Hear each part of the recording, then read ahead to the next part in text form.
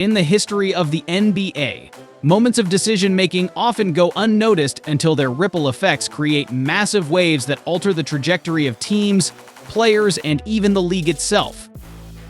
One such moment came in the 2009 NBA draft when the Dallas Mavericks, along with several other teams, made a decision that would later haunt them, passing on Stephen Curry. At the time, Curry was a promising, sharp shooting guard from Davidson College, yet he wasn't seen as the transformative player he would become. Instead, doubts about his size, durability, and ability to thrive in the NBA's physical environment dominated the narrative. Fast forward to their first meeting on the court, and that decision became glaringly significant. This is the story of how the Mavericks underestimated Curry, how his eventual rise contrasted with their struggles, and how their first matchup foreshadowed a shift in NBA dynamics. In 2009, the Mavericks were in a strong position as a franchise. Led by Dirk Nowitzki, one of the greatest power forwards in NBA history, Dallas was a perennial playoff team. They had a clear vision for their roster built around Dirk's unique skill set, which combined size, shooting, and versatility, while surrounding him with complementary pieces. The Mavs sought players who could immediately contribute, align with their defensive mindset, and fit their established system. This approach, while logical, had one glaring flaw: it left little room for risk or the imagination required to foresee how unconventional players like Stephen Curry could revolutionize the game. Curry entered the draft as a polarizing prospect. On one hand, his performances in the NCAA tournament, where he carried Davidson to improbable victories, showcased his immense talent. His shooting range was unprecedented, his basketball IQ exceptional, and his ability to rise in high-pressure moments undeniable. On the other hand, skeptics questioned whether his skill set could translate to the NBA. At just 6.3 inches and slightly built, he didn't possess the size or athleticism teams traditionally sought in a star guard. Teams like Dallas, focused on filling immediate gaps, opted to prioritize safer, more conventional picks over Curry. Where are you going to be in 10 years? What kind of player are you going to be? 10 years, I want to be known as a true professional, a guy that played the game the right way.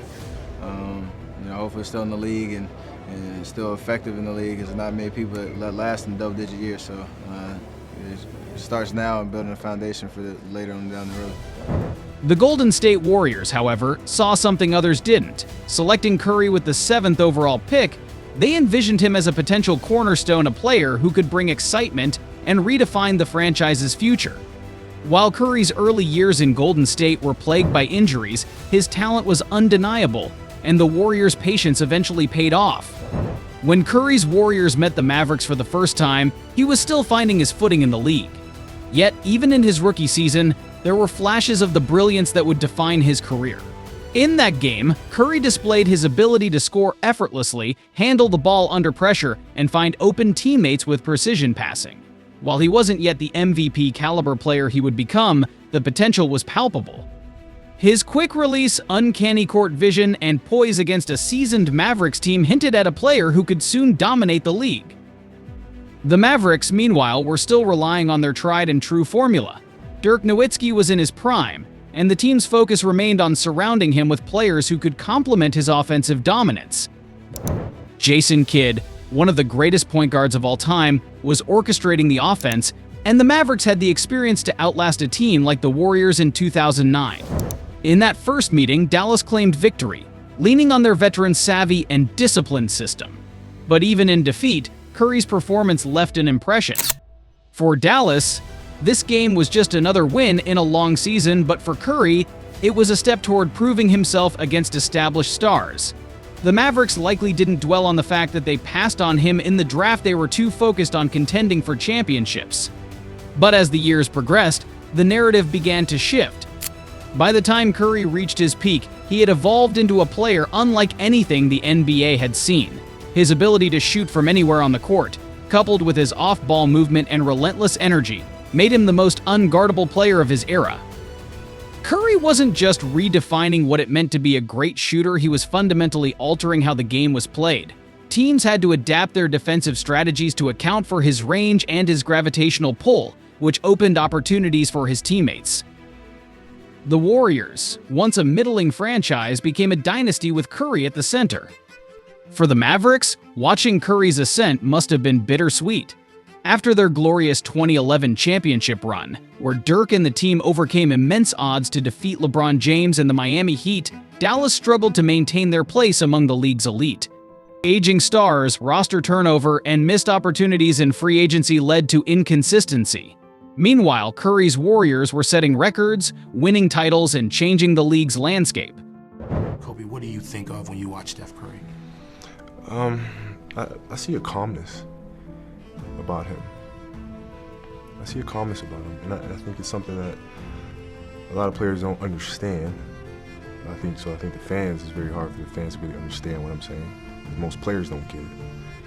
But there's a serious calmness about him, which is extremely deadly. Right? Because he's not up, he's not down, he's not contemplating what just happened before or worrying about what's to come next.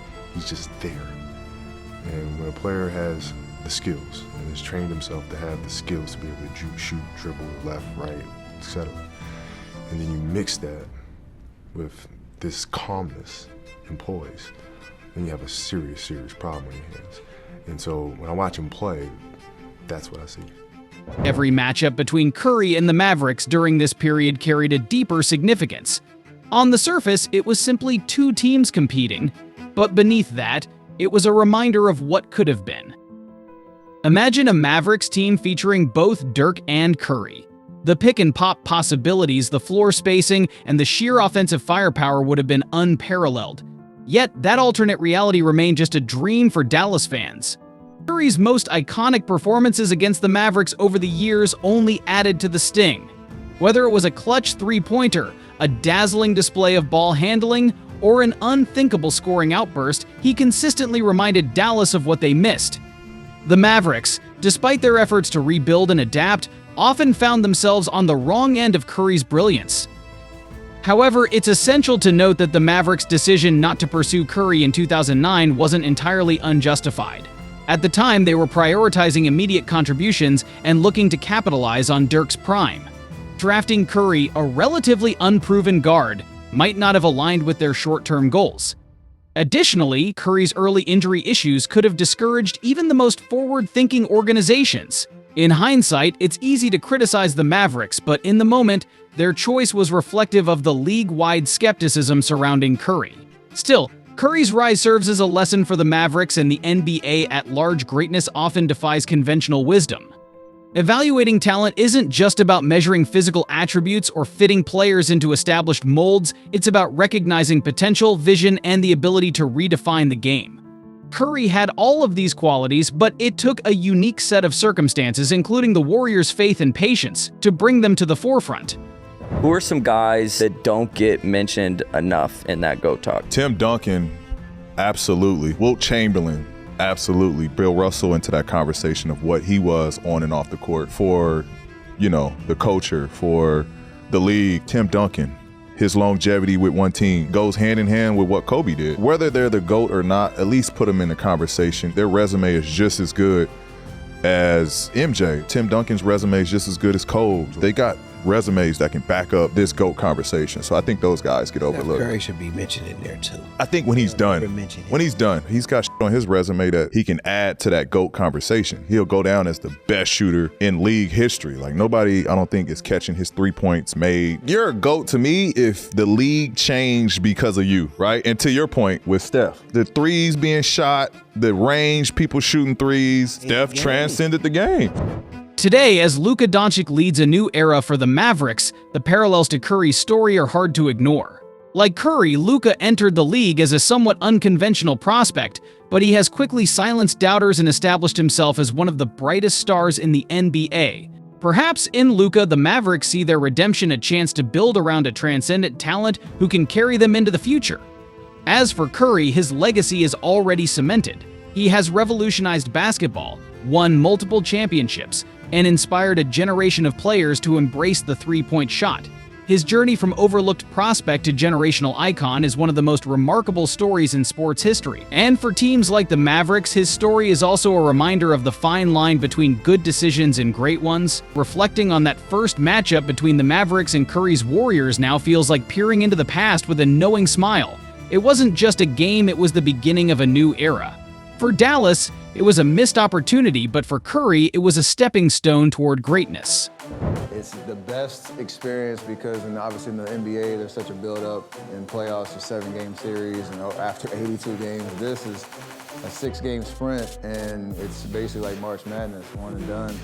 And so that intensity, that anxiety, really, like to get it done, and for it to build up to that last 3 minutes, for me, was some storybook stuff, and it still hasn't sunk in. I ain't gonna lie. It's just one of those things that it did what the moment called for. Thankfully, all those shots went in, and the silence of the crowd was special. That last one, I don't even know how to explain it. And yeah, to celebrate with those 12 guys, and obviously I brought some hardware. Brought us a little present. Got that to remember it by. So yeah, it was definitely a great first and probably only experience. Thank you for joining us on this journey through one of the NBA's most compelling what-ifs. If you enjoyed this deep dive, please like, share, and subscribe for more in-depth stories about the moments that shape basketball history. What are your thoughts on the Mavericks passing on Curry? And which player do you think will redefine the game next? Let us know in the comments, and as always, keep the love for basketball alive. Until next time, remember the choices we make today shape the legends we celebrate tomorrow.